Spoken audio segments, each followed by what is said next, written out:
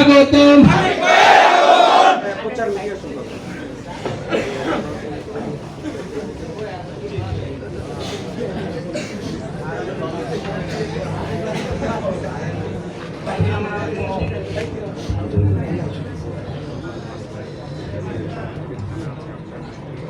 আসসালামু আলাইকুম রহমতুল্লাহি ওয়া বারাকাতুহু।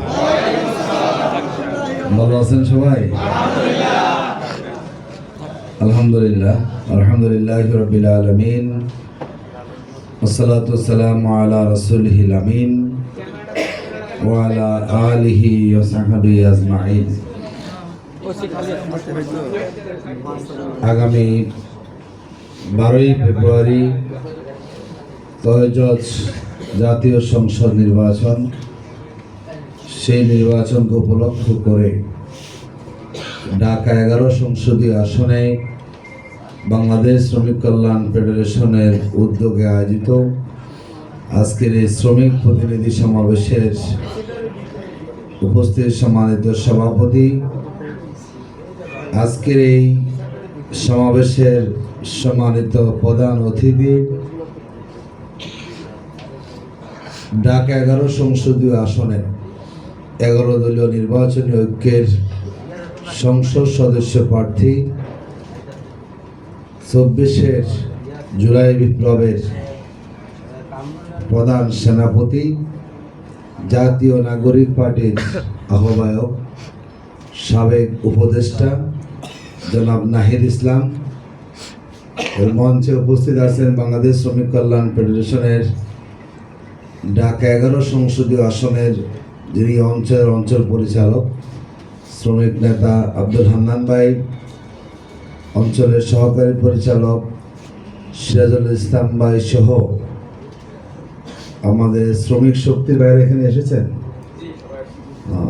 যারা এখানে এসেছেন আমাদের শ্রমিক শক্তি সহ বিভিন্ন পর্যায়ের নেতৃবৃন্দ, জাতীয় নাগরিক পার্টির নেতৃবৃন্দ, সম্মানিত উপস্থিত আমাদের শ্রমিক প্রতিনিধি ভাইরা, আলহামদুলিল্লাহ, আল্লাহ শুকরিয়া যিনি আমাদেরকে আজকের এই সুন্দর আয়োজনটি করার এবং আমাদেরকে এখানে একসাথে বসার সুযোগ দিয়েছেন। আমাদের সবার সামনে লক্ষ্য হচ্ছে একটা,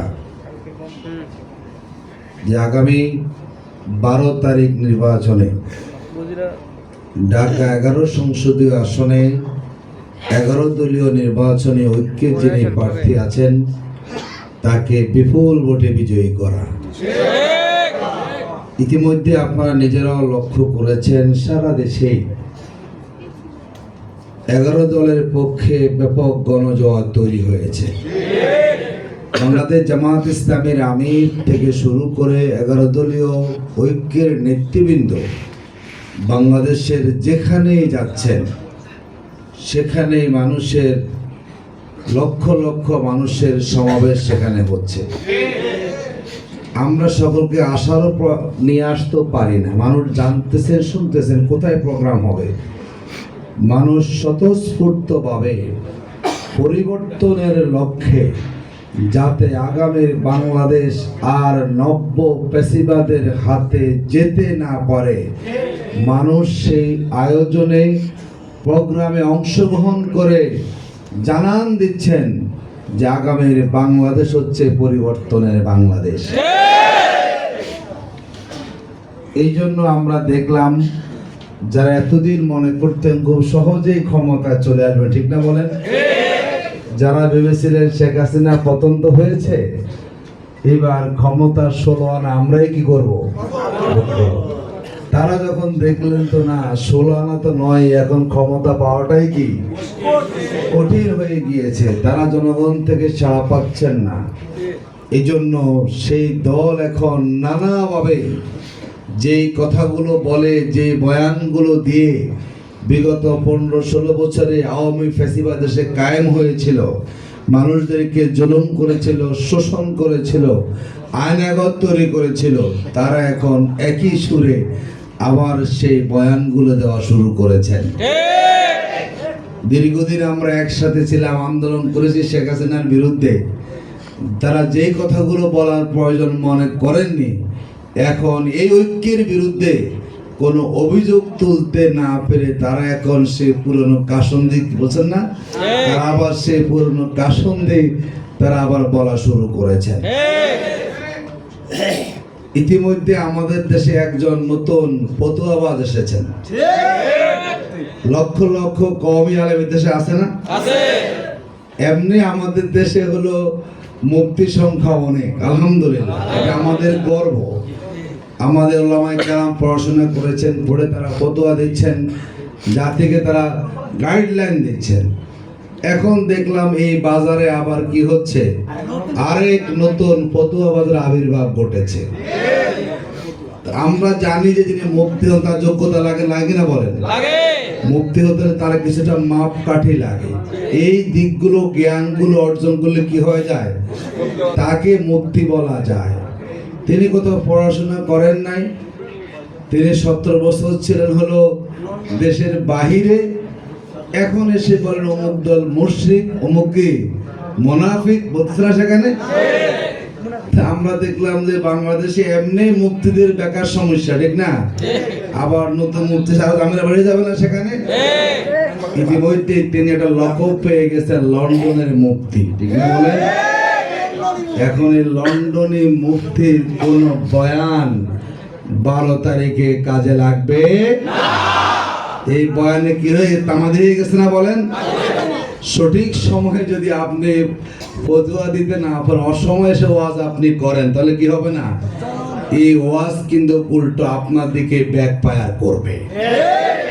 আমরা মনে করি বাংলাদেশের মানুষকে এখন আগামীর বাংলাদেশ কেমন হবে সেই কথাগুলো বলতে হবে। জামাত ইসলামের আমির যখন অত্যন্ত বলিষ্ঠভাবে নারী নিপীড়ন নিয়ে কথা বলা শুরু করেছেন, নানা জায়গায় যেখানে জামাতের নারী কর্মীরা যাচ্ছেন মানুষের কাছে পরিবর্তনের পক্ষে ম্যান্ডেটের জন্য, তারা সেখানে হামলে পড়েছেন না বলেন? এমন কোন যারা বলেন যে আমরা নারী অধিকার চাই, যেই দলের প্রধান ছিলেন দীর্ঘ সময় একজন নারী, আমরা দেখলাম তারা এখন নারীদের রাজনৈতিক যে অধিকার তারা চর্চা করতে যাচ্ছেন বিভিন্ন জায়গাতে, একটা পরিবর্তনের জন্য তারা হুমকি দিচ্ছেন না বলেন?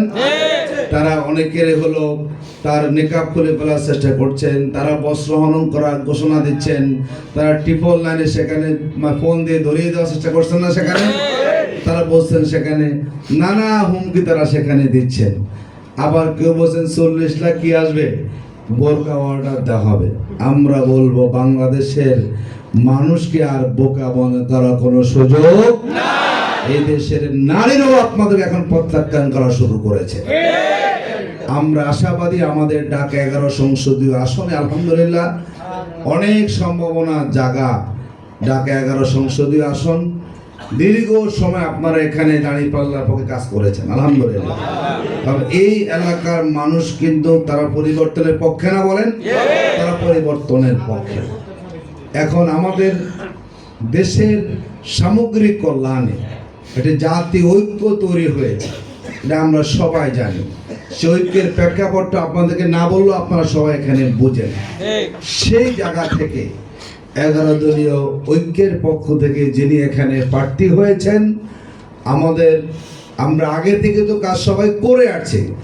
আমরা মনে করি আগামী যে 7-8 দিন সময় আছে, এই সময়ে যত শ্রমিক ভোটার এই ঢাকা 11 সংসদীয় আসনে আছে, কোনো ভোটারকে আমাদের দাওয়াতের বাইরে রাখা যাবে না। আমাদেরকে বলতে হবে আপনারা আমাদেরকে ভালোবেসেছেন, এতদিন আপনারা দাঁড়িপাল্লার পক্ষে কাজ করেছেন, আতিক ভাই আপনাদের কাছে এসেছেন, আতিক ভাইয়ের পক্ষ থেকে কি এই মেসেজটা নিয়ে আমরা এসেছি। যদি আপনারা দাঁড়িপাল্লা প্রতীককে ভালোবেসে থাকেন, জামাত ইসলামীকে ভালোবেসে থাকেন, আতিক ভাইকে ভালোবেসে থাকেন, তাহলে উনি আমাদেরকে বলেছেন সেই ভালোবাসার জায়গা থেকে আগামী 12 তারিখে আপনারা দাঁড়িপাল্লা যদি এখানে কি থাকবে না, প্রতীক থাকবে না, সুতরাং আপনারা সবাই শাপলা কলি মার্কা ভোট দিয়ে আমাদের নাহিদ ভাইকে বিজয়ী করার মধ্যে দিয়ে মূলত কি দাঁড়িপাল্লাকে আপনি বিজয়ী। সুতরাং মার্কার ক্ষেত্রে যে দাঁড়িপাল্লা তো এখন কি করতে, দাঁড়িপাল্লা কি দাঁড়িপাল্লার মার্কা হলো এখানে কি মার্কা, আবার বহু জায়গায় শাপলা কলি মার্কা হচ্ছে কি দাঁড়িপাল্লার মার্কা।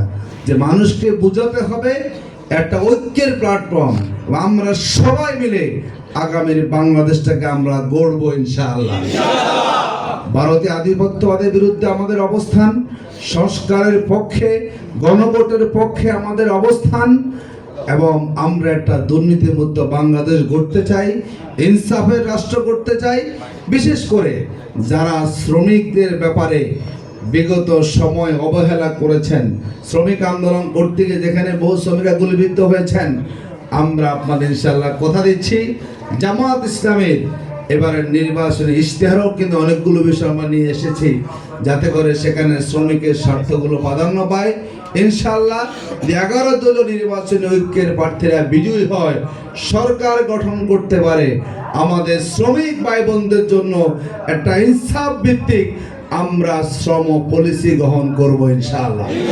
আমাদের শ্রমিকদেরকে রাস্তায় নামতে হবে না, মজুরির জন্য রাস্তায় নামতে হবে না, বেতনের জন্য রাস্তায় নামতে হবে না। রাষ্ট্র সেখানে যৌক্তিকভাবে পদক্ষেপ নিয়ে ইনশাআল্লাহ আমাদের সকল শ্রমিকদের আইনি ন্যায্য মানবিক যেই তাদের যে অধিকারগুলো আছে, দাবিগুলো আছে, ইনশাআল্লাহ সেগুলো আমরা ঐক্যবদ্ধভাবে বাস্তবায়ন করব। আসলে আমরা আবারও সর্বশেষে বলছি, আমরা যে সবাই মিলে চেষ্টা করি, সেদিন এখানে ছাত্র ভাই তাদেরকে আমরা বলেছি ইতিমধ্যে নানা ধরনের জরিপও কিন্তু কি আমাদের অবস্থানটা এখানে ভালো চলে এসেছে। সুতরাং এই 7 থেকে 8 দিন যদি আমরা সর্বোচ্চ পরিশ্রম করতে না পারি, হতে পারে যদি আমাদের বিপরীত কোনো ব্যক্তি এখানে বিজয়ী হন, এই 5 বছর কি আমাদের সুখ তারা হারাম করে দিতে পারে, এটা বলেন সেখানে। সুতরাং আমরা মনে করি যে সুযোগ আমাদের কাছে আছে, কোনোভাবেই এই সুযোগকে হাতছাড়া করা যাবে না।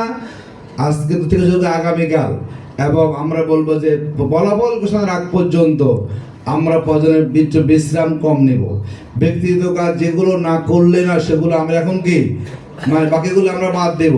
একটু ঘুম কমাইতে হবে, সকাল থেকে দুপুর, দুপুর থেকে কি বিকাল, বিকাল থেকে রাত অবধি পর্যন্ত কোনো সময় গড়ি দেখা যাবে না, ঠিক আছে না? আজান দিলে নামাজ পড়, বাকি কি মাঠে ছুটতে থাকবেন। যদি আমরা এই কয়টা দিন অন্তত কমপক্ষে আমরা আন্তরিকতার সাথে, দেশের স্বার্থে, স্বাধীনতার স্বার্থে, সার্বভৌমত্বের স্বার্থে, নব্য ফ্যাসিবাদের যদি আমরা উত্থান ঠেকাতে চাই, আমরা মনে করি শ্রমিকের জনতা এক হয়ে কাঁধে কাঁধ রেখে আমরা ঐক্যের বাংলাদেশ যদি আমরা মনে করি, ইনশাআল্লাহ এই 7-8 দিনের মধ্যে যদি আমরা ভালো কাজ করতে পারি, আমরা আশাবাদী অনেক বেশি ব্যবধানে এখানে আমরা শাপলাকলিকে বিজয়ী করতে পারব। আল্লাহ রাব্বুল আলামিন আমাদেরকে তৌফিক দান করুন। আসসালামু আলাইকুম ওয়া রাহমাতুল্লাহি ওয়া বারাকাতুহু।